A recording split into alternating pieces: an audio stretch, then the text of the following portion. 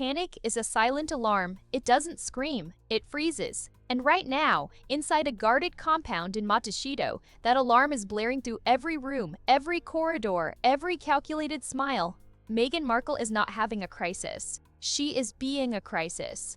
Because the one door she believed was permanently sealed, the one chapter she paid millions in PR firms, lawyers, and fairy tale narratives to burn has just been kicked open. Not by a tabloid. Not by a jealous relative. By the United States Federal Bureau of Investigation. An active field agent speaking under condition of anonymity but with credentials verified by two major intelligence correspondents has just confirmed the central, horrifying core of the yacht girl rumors. He hasn't just heard whispers, he hasn't just seen files, he has corroborated. He has placed Meghan Markle by name, timeline, and function within the operational periphery of a network he was tasked to investigate. This isn't gossip, this is a law enforcement confirmation.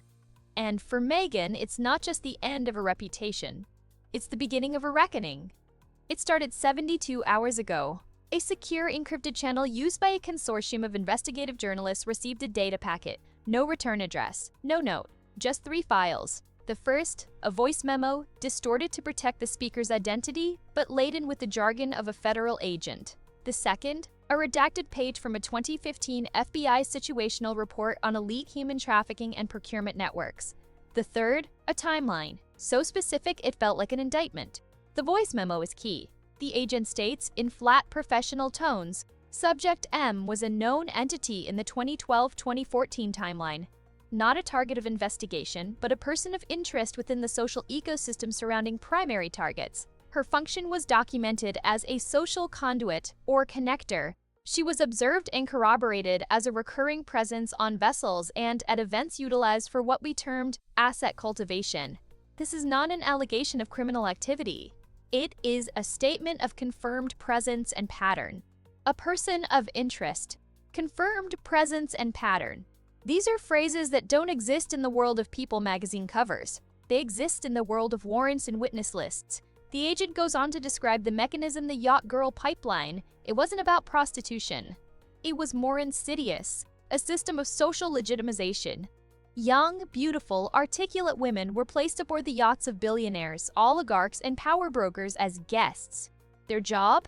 To be charming. To be intelligent, to be the perfect, plausible facade for meetings that required deniability. They were the living, breathing wallpaper that made rooms of dangerous men look like ordinary parties.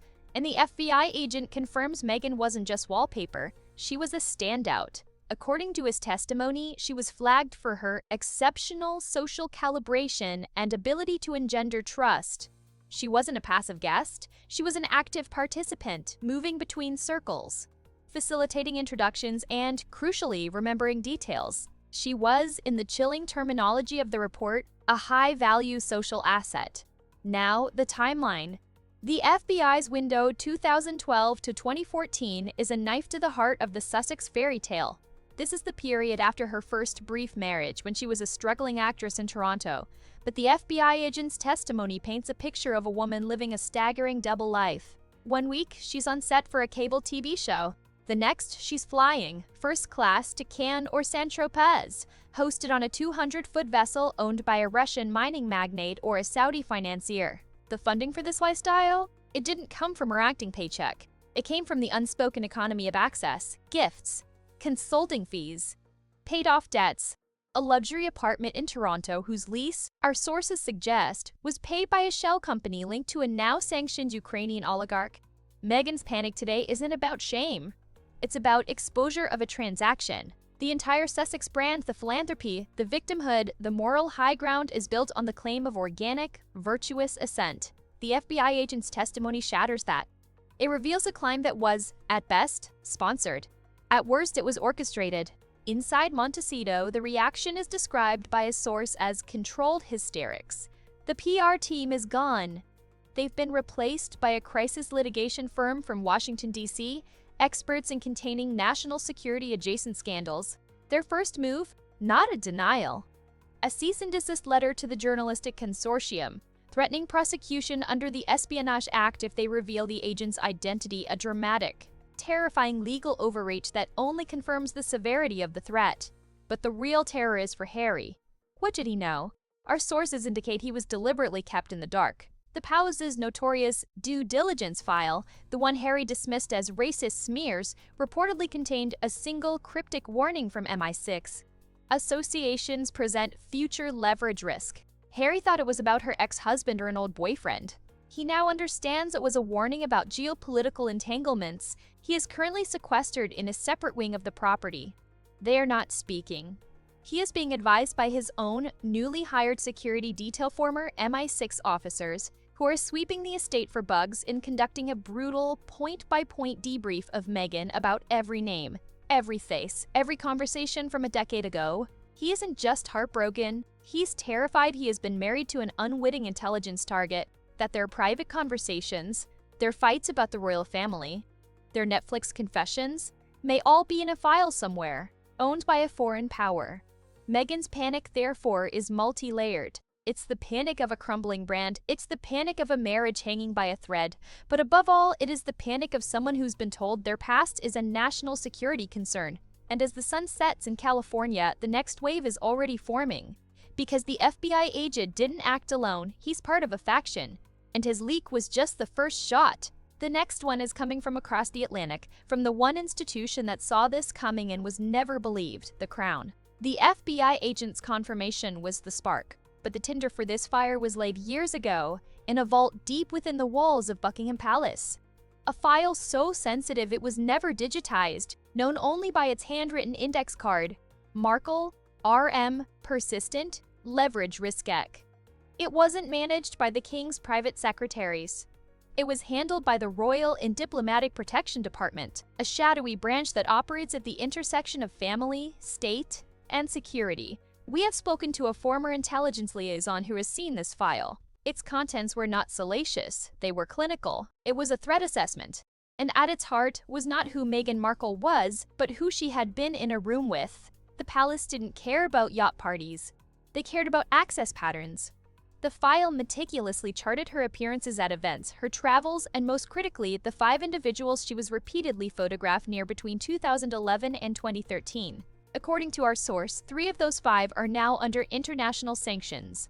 2 are currently subjects of active FBI counterintelligence probes related to political influence and economic espionage. The palace's greatest fear, spelled out in cold analytical language, was not scandal. It was asymmetric leverage. The term refers to a power imbalance where a hostile actor can use a small, intimate piece of information to manipulate a much larger, more powerful target. In this case, using knowledge of Meghan's past associations, or even the mere threat of exposure to influence or pressure a member of the British royal family, Harry, with his fiery temper, his resentments, and his position, was seen as the perfect, volatile vehicle for such leverage. This is why the resistance to Meghan was so institutional, so uniform. Harry screamed racism. The courtiers, our source says, were operating on a national security protocol. They weren't trying to keep a biracial woman out. They were trying to keep a potential vulnerability out. Every attempt to train her, every request for transparency, every cold shoulder was a desperate, clumsy effort to see if she was aware of the danger she represented, or if she was, herself, an unwitting pawn. Now, with the FBI's confirmation, that theoretical risk has become a clear and present danger. The Persistent Leverage Risk File is no longer a prediction, it is an instruction manual for their enemies, and the first move is already underway. Our security sources report a disturbing anomaly. In the past 48 hours, there has been a significant, coordinated surge in sophisticated phishing attempts targeting Arkowell's charitable partners and the personal email addresses of Harry's old army comrades. The digital fingerprints, according to a cybersecurity firm monitoring the situation, are consistent with a Russian-aligned threat group known for information harvesting and compromat operations. They aren't trying to steal money.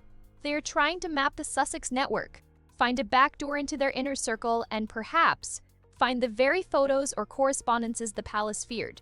This is the second, deeper layer of Meghan's panic. The first was public shame. This is the realization that she and her family may be active targets in a Cold War they didn't know they were fighting. The Montecito mansion is now a fortress under siege from invisible enemies. The new security team isn't just keeping paparazzi out. They are conducting electronic counter-surveillance sweeps daily and have advised against all wireless communications within the home. But the most devastating blow is yet to come, and it originates from within the very institution Harry abandoned. King Charles III has been briefed, not as a father, but as the head of state. The advice from the Joint Intelligence Committee is brutal and unambiguous. The Sussexes have become an unacceptable operational security risk.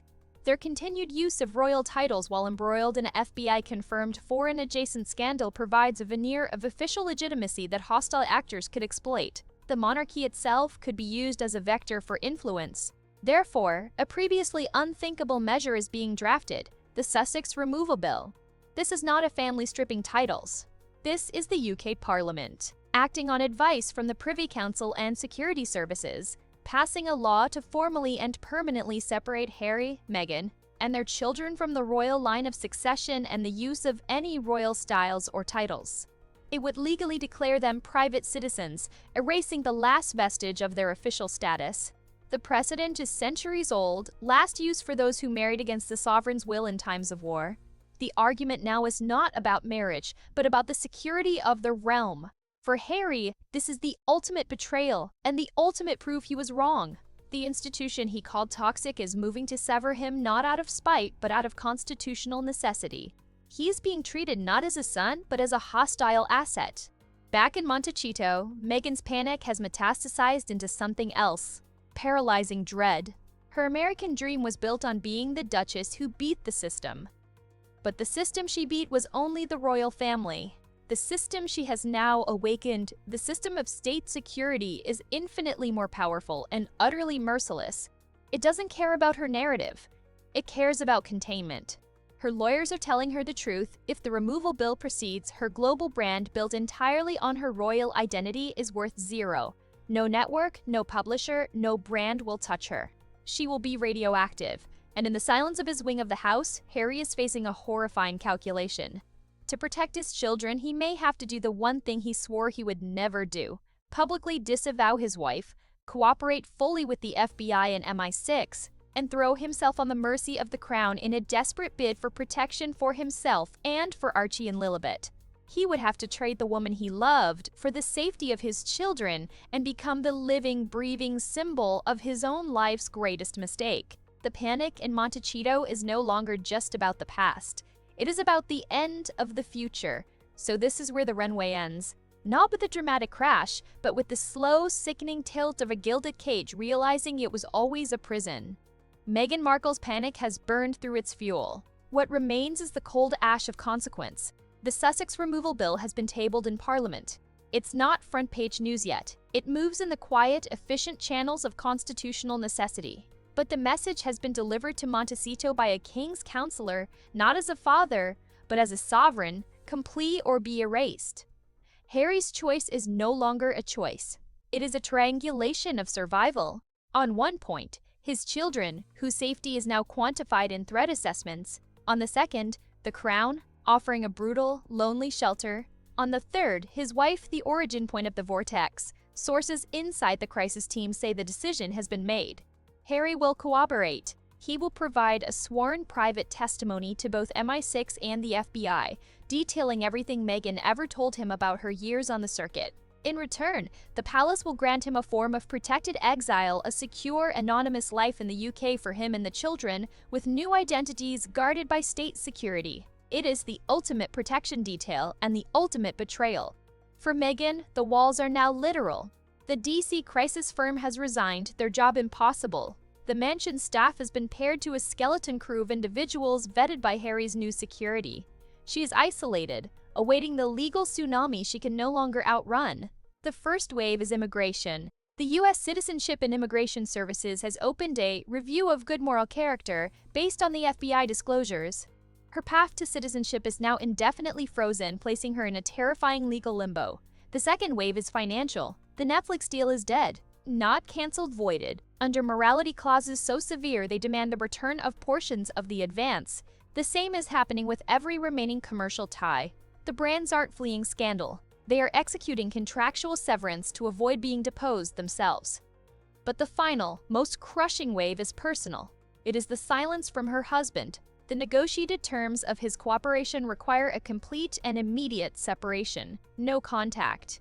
Their communication is now funneled through teams of lawyers discussing only assets and custody. The love story of the century is being dissolved in the sterile language of non-disclosure agreements and parenting plans.